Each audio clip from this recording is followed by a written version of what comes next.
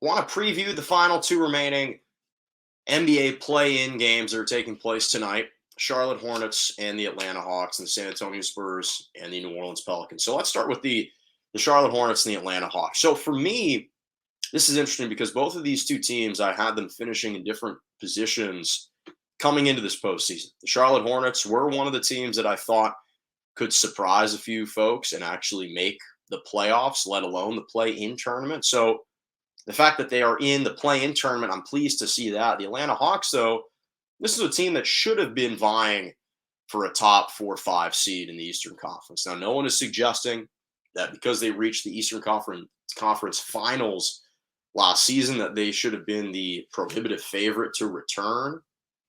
No one was suggesting that. But I do think that in this instance, their experience, the star power they have with Trae Young, I think will be a little bit too much for the Charlotte Hornets. I love LaMelo Ball. I absolutely think he is special. Now, I don't know if he quite has the killer instinct as of yet to match that of his counterpart in Trae Young. I like what they're seeing out of Miles Bridges. I like Terry Rozier. I think it hurts them in this instance that they don't have Gordon Hayward playing, but you still have Montrezl Harrell, who's been kind of dominant on the glass.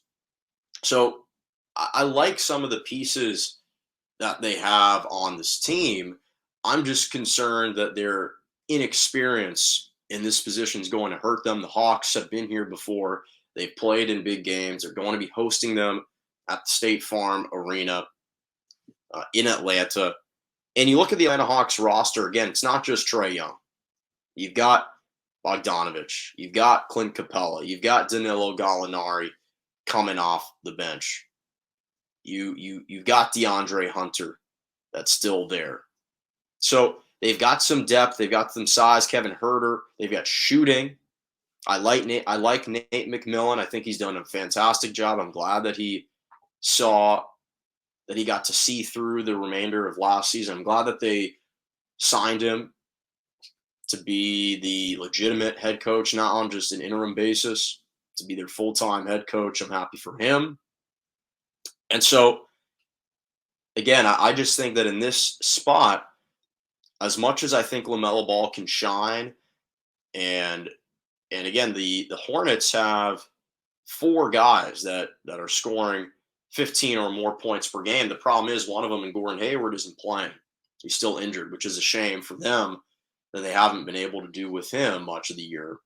So I think in this instance, the Atlanta Hawks are ultimately going to win that play-in game and advance to play the Cavs for the final play-in spot. So I say the Hawks are going to win that matchup. And in the Western Conference with the San Antonio Spurs and the New Orleans Pelicans, this one is difficult. This one's tough.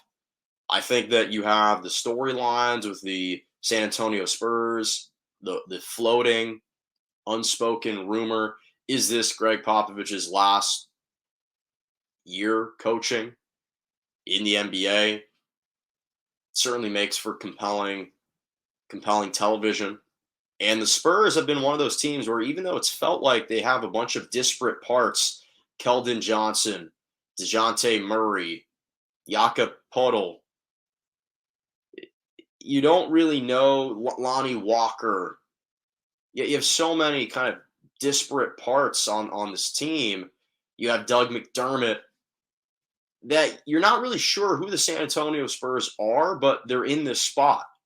And I do really like DeJounte Murray. I do really like him. They've got Zach Collins as well. There's a bunch of guys that you'd forget are on this team.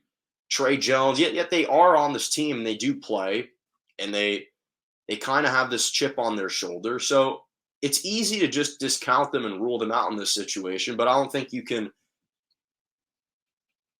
just dismiss them like that. On the flip side, with the Pelicans, they obviously have more star power. They've got Brandon Ingram. They've got C.J. McCollum. I don't know if their depth is quite the same. The fact that Zion Williamson is not playing is a shame for basketball fans.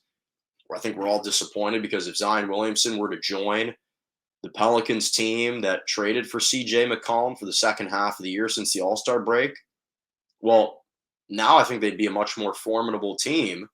Herbert Jones has been a really fantastic rookie rookie guard. He's got length. He's got height. Plays with a lot of confidence. You still have Devontae Graham, who can stretch the floor and can light up any team at any given moment in time. Now, he hasn't been consistent, which has been his problem.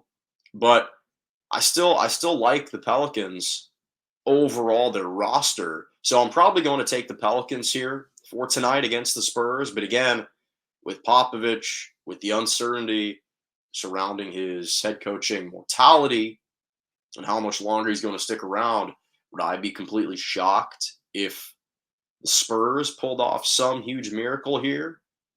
Not really. Not really. But I think it's going to be the Pelicans winning and the Hawks winning. Two of the home teams advancing to play in the final playing game. So those are my predictions.